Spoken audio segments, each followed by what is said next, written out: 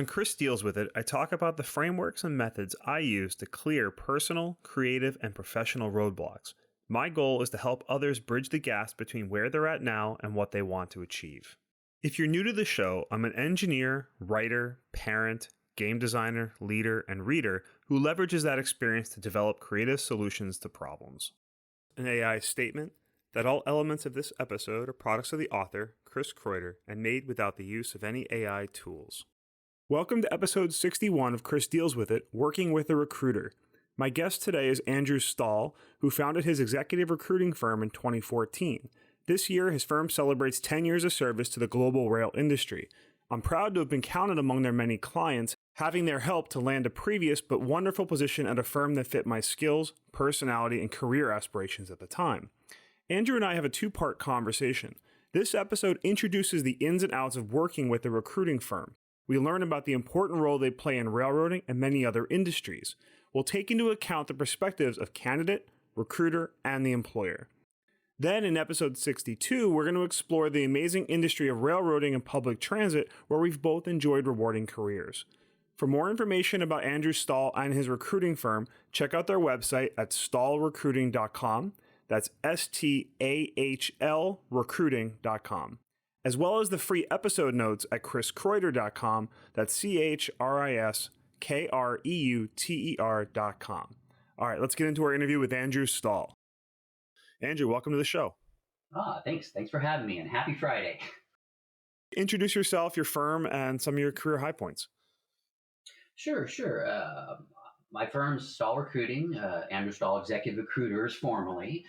We're a small boutique firm, if you use the lingo, that's focused primarily and solely on the railroad industry. So we work with railways, bridge and engineering firms, technology firms, railcar lessors, suppliers to the industry, literally anything that touches the railroad tracks. We work across North America. We're based out of Texas, but work across North America, and generally mid to senior level placements, managerially wise. So directors, AVPs, board seats, C-suites, that sort of folks.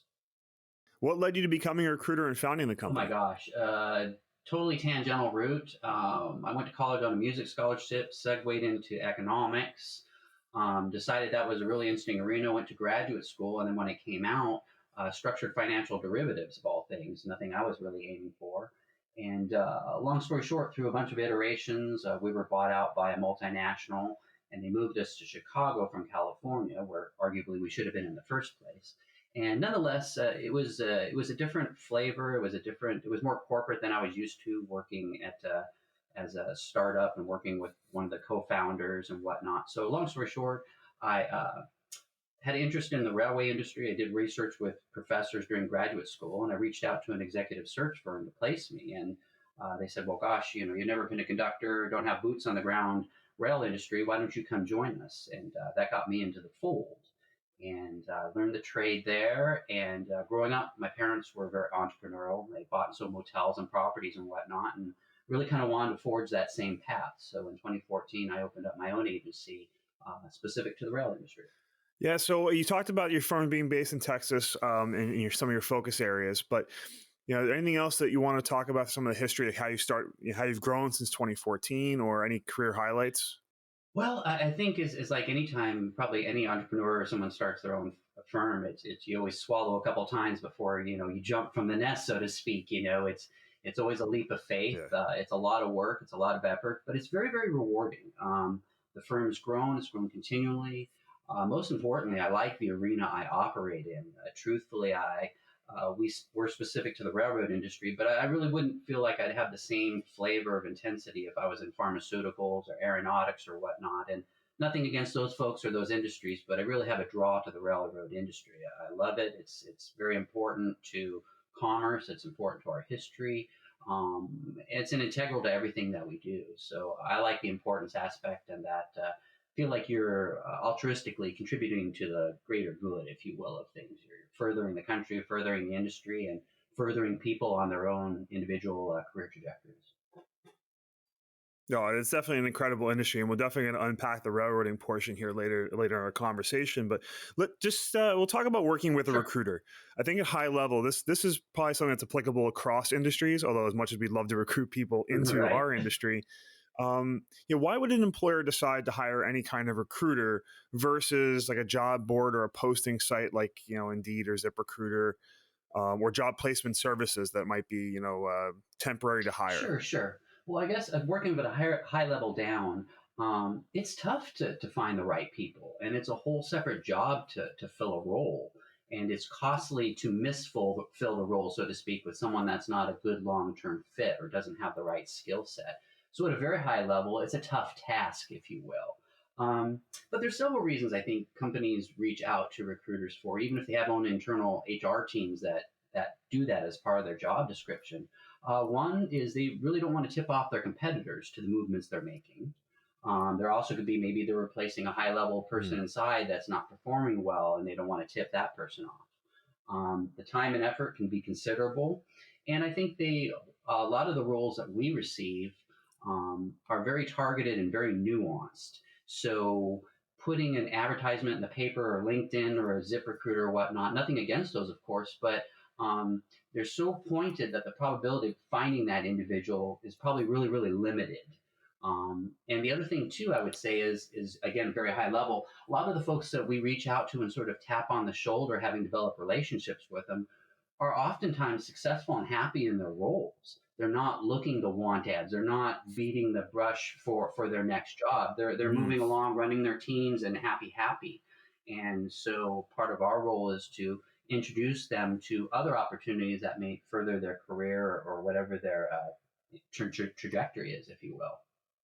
So much awesome stuff to unpack there. I mean, even things in our conversations over the years, I just haven't appreciated about the role. I mean, granted, you placed me many years ago, but I always found that you took a lot of extra time to get to know me and also knew so much about that job where you talked about when you have a potential position that you're looking to recruit for, and you might find a candidate who's got 70% of the job requirements but maybe has some value add in some other areas.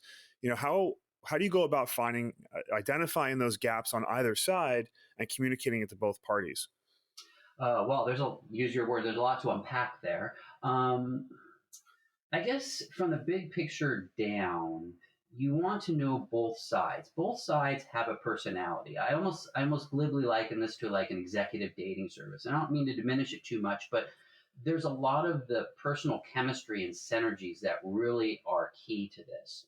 So when a client is looking for a specific position for a specific role, it's okay to understand what the job tenets are, but you really want to understand what the personality of the firm is, what their mindset is, what is their forward trajectory, and what are they looking to solve? What issue are they looking to solve with this individual being placed in this role? And then when you turn that towards the candidate, it's likewise very relationship based. What's off the resume is often much more important than what's on the resume. So kind of Yeah. formulaically, if you're looking for an engineer of some sort, a bridge design engineer or a head of business development, you want to look at their background, the individual's background and resume. Does it tie into what the client is looking for? But it has to mesh with the gears, if you will, have to mesh in so many different ways. For instance, that person has something in their mind of what they were looking for in their next step. They often have a spouse with a career. They have children in school or maybe special needs, or they need to be close to their parents. Everybody has these sort of tentacles out into the world that ties them to a certain places or certain trajectories. So understanding what's really important to that person is really the first step to making that potential introduction for a potential pairing. So I guess to make it really brief or make more brief, one is for looking at a potential candidate, do they have the skill set on paper, so to speak? But then it's really multiple conversations with them, developing a relationship, understanding what they're really looking for, and would their personality mesh with the personality of the company? Because that's really the aim is a long-term fit. It's not harking particular jobs. It's really furthering that person's career, putting them in place managerial with another company that's going to not only advance that company's interests and endeavors, but importantly as well, the individual will have a career path in front of them that they're keen on. So it's a very altruistic, Yeah. everybody wins when it comes together, so to speak. No, it's all, and again, playing that matchmaker, to use your terms, right? And it very much is, you're trying to make a relationship happen. That's very tricky, but it can be kind of, for someone who hasn't worked with a recruiter before, maybe explain how recruiters make money and what goes into it. Sure. It basically, we're a people broker, I guess, to put it simply. The client, the company, if you will, the hiring entity, pays a fee based on, usually on the person's salary. It can be structured many different ways, but usually it's based on a percentage of the individual's salary. So there's no direct cost to the individual, the candidate, if you will, other than just time and effort. If they're flown from Florida to New York to meet at the headquarters with the team, the client always pays for all the meals and the airfare and everything. So it's just time and effort. There's no cost to an individual to chat with a recruiter. And the other thing I would say too is all is confidential. So when we have conversations with everybody, individuals, it's confidential. It's always close to the vest because we would never want to jeopardize their current station for just a conversation. Yes.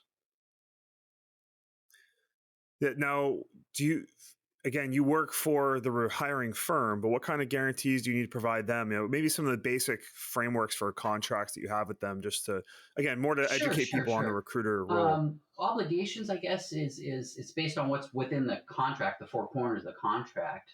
And while you're correct, on a functional basis, the client is paying the freight, so to speak, to use that term. From my vantage point as a recruiting owner, I treat everyone equally, like on a teeter totter, because it has to work for both directions. And often the person you place in the company turns around and becomes a hiring manager as they move up. So it's a holistic approach, even though financially we're tied closer to the client in the sense that they're paying the freight. You have to also be very mindful of that it's a good fit for the individual as well, because when they come together, it's all part of the one. So it's a very balanced approach, if that makes sense. Yeah, no. Again, that hiring firm, what kind of legal obligations or even moral obligations do they have regarding salary disclosure ranges? What information are they giving you, or flexibility are they usually giving you? Because you do go from that medium to high Sure. end roles in order to help you find the right fits. Well, it's always on a case by case basis, but basically, usually, in going through the nuances of the role, you're looking at basic tenets that the client is looking for. And secondarily, you're looking for the goals and aspirations that the role is trying to accomplish. Um, there's a couple different type of contracts. We operate on a retained basis where the client puts down money for us to go out and use the money capital cost, if you will, to conduct a search. That's one way of doing it. For ourselves, on a more nuanced basis, I know we offer a 90-day guarantee for any individual, and that's always, of course, negotiable. But we do a lot of due diligence up front and chatting multiple times with the candidate. So the probability of the individual joining a company of it not working out is very, very slim. I think in my entire career, I've had it happen once or twice early on, and both parties know uh, within the first week. It's like an oil and water thing. I'm thinking one case where the Yeah. candidate met the hiring manager, and they agreed to do it right then and there. And it turned out to be a little too quick, if you will. But again, the guarantee really never really comes into play, honestly. It's there, but it really never becomes a factor. You talked a bit about your career and the reputation you've earned because you do your due diligence. We've had a relationship going back 8, 9 years now, Right, something right. like that. I'll have to validate No that. worries. Pop quiz. Um, yeah, no, it's been many years. It's been many years. I've always appreciated how you've kept in touch. And again, your reputation in the railroading industry, especially, is well earned. Can you talk about what it means to have earned that and what value it places on how you act going forward? Sure, sure. I guess it all kind of germinates from the seed as the individual. I guess that's how I operate, kind of as a modus operandi as an individual, and that just extends into the business. The rail industry itself is, I guess, very insular in a sense. Everybody knows everybody, and a lot of I talk to candidates that have family lineages that go back decades in the rail industry. So it's a very good industry to stay in. And since it is so insular and everybody knows everybody, reputation is paramount. And I believe as just an individual, you treat everybody the same. You treat them how you'd want to be treated. You treat them with respect, and if you treat people that way, they recognize that. And even if you don't do business with them at the here and now, it's important. And people do business with who they like doing business with. They do business with people that they like and trust. So forming that base level trust Yeah. is really fundamental to any sort of interaction with an individual or with a client. Yeah, and I know you catalog this through your pillars of Mm-hmm. trust or honesty, integrity, and Correct. ethics.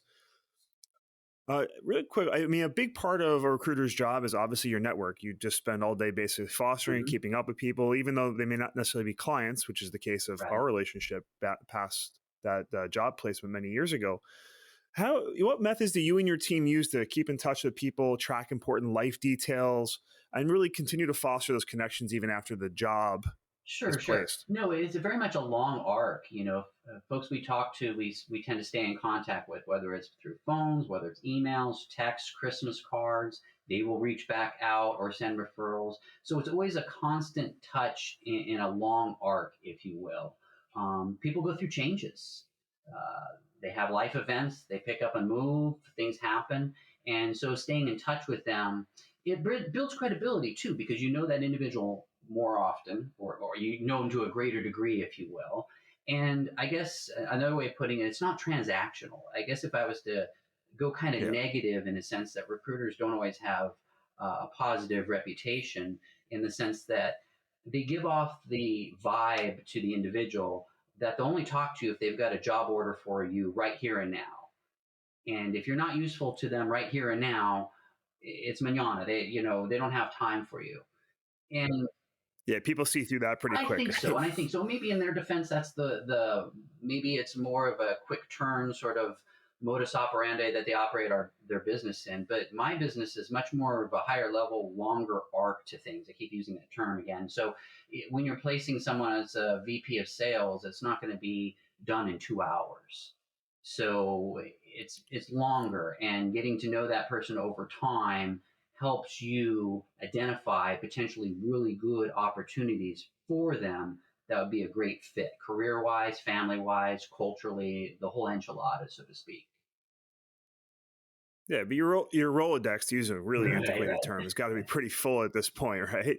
But is there a system or any habits that you use to keep in touch with people, like just practical takeaways, maybe for the listener here? Some of it just through calendars, just putting in the calendars to chat with certain people at certain points in time. Another thing we do that I didn't mention is attending industry events, rail conferences, and whatnot. That's a very important, because meeting someone face to face is really, really helpful. I think they say something like 75% of communication is nonverbal. So when you can sit down and have a cup of coffee Yeah. with that individual, or have a conversation with them at a conference, it builds that relationship, and you get to know them much, much more.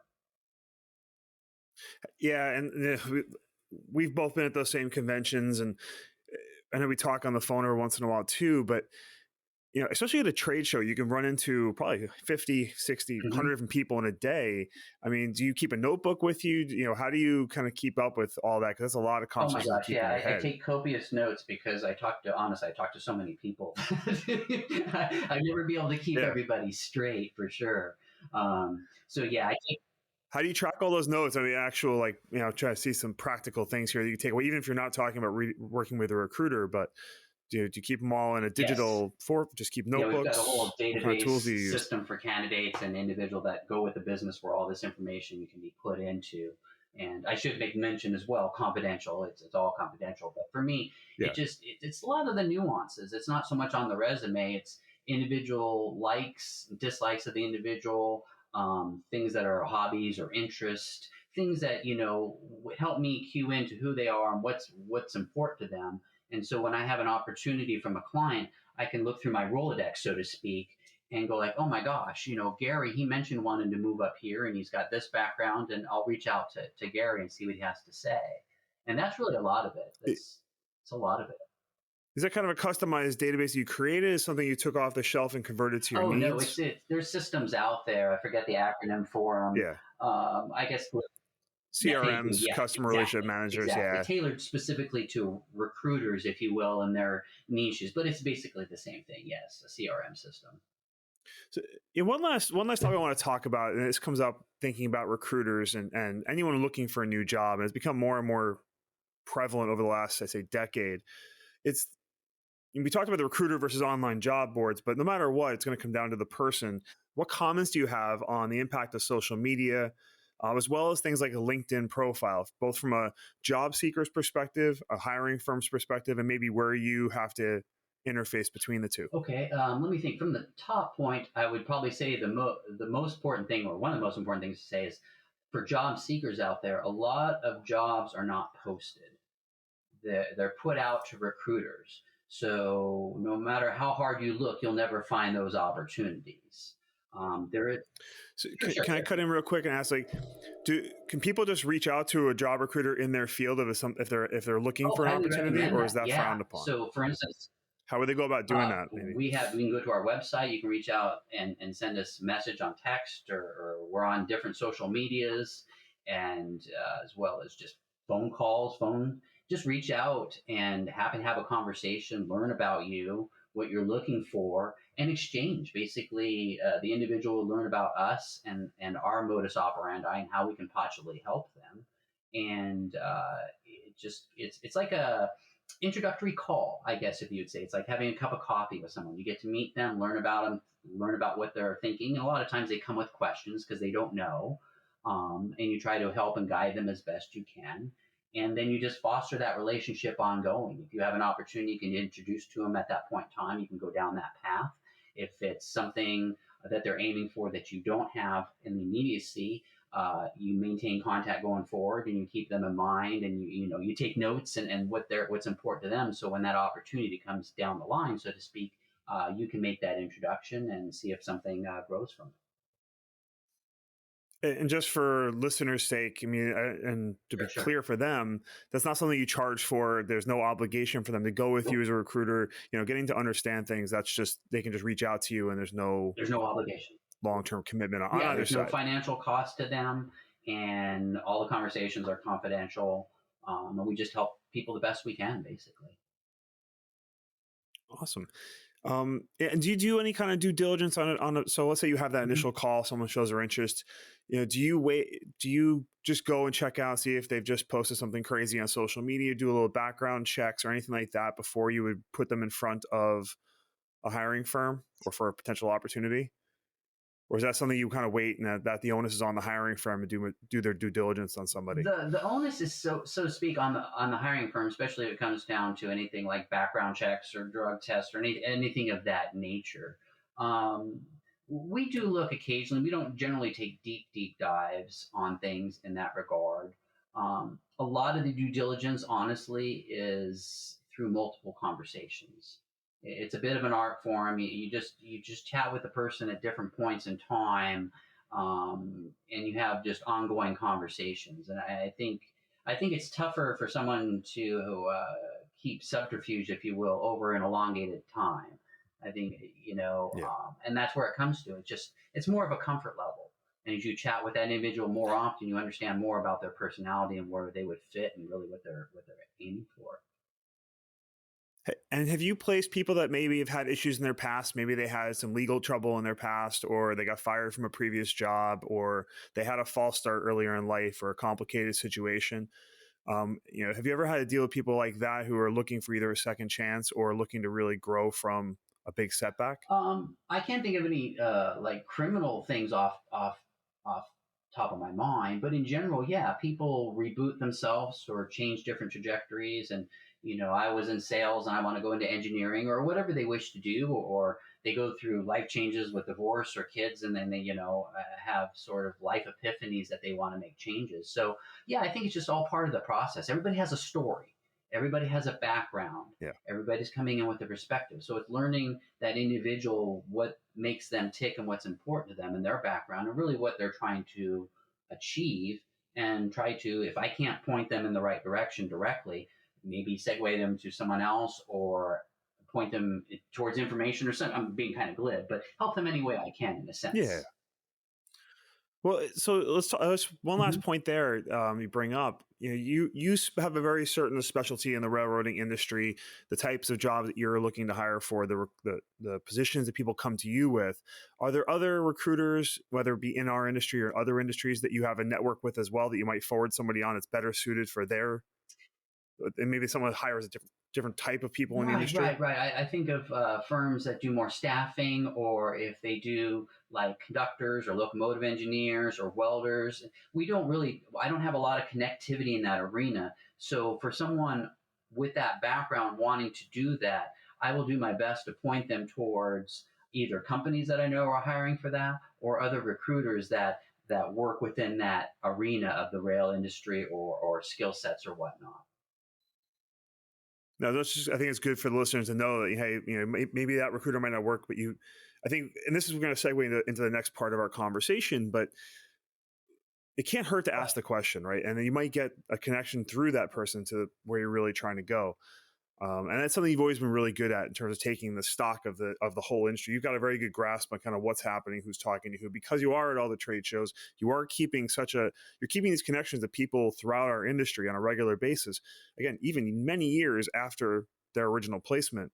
So I feel like you have a very good temperature in where things are within our industry. So, I always use a sounding board sometimes of some of the things that I'm thinking about, because you're also trying to get information from my Hmm. perspective. So I think that there's a huge value in that for anyone who might be considering a And some of recruiter. it's altruistic, it's giving back to the industry. If someone's young and up and coming and they want to be a conductor and be a locomotive engineer, I'm like, rock on. I think it's great. Now, I may not be the conduit for placing you in that role, but I will try to help you or point you in the right direction, or individuals or companies that can get you into that fold. And I think it's important to give back, you know, and I just think it's important. And I think that's a reflection we receive. I wish I knew this math on it, but we receive a good amount of business from referrals. And I think when you treat people fairly and honestly, and you're looking out for their best interests, even if you can't help them, I think people understand that intent. Using the locomotive engineer for as an example, and I just think that reverberates. It helps them. It makes me feel good, and maybe they'll know someone else they can point that I can help as well, or maybe needs a position. So you just never know where it goes. It's what's that 7 degrees everybody's of separation everybody's connected to, so Yeah, to speak. exactly. So Yeah. it's all a big circle. So I think what goes out comes back to you. To use the Beatles, the love you give, the more love you give, or the love you give is the love you receive. I wish I could remember the exact quote, but I'll grab the quote and thank put it you. in the So episode notes. so that's basically it. It'll come back to you. I really believe that. So it's not transactional, it's relationship. Yeah, and well, it's also a passion that comes across whenever anyone's talking to you, and every time we talk, you're so dedicated to the industry, and that's why you have such a great Oh, reputation. thank you. So.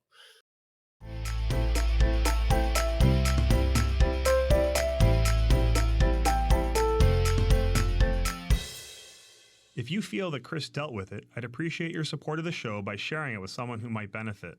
Ratings on your favorite podcast player are also helpful in growing the audience.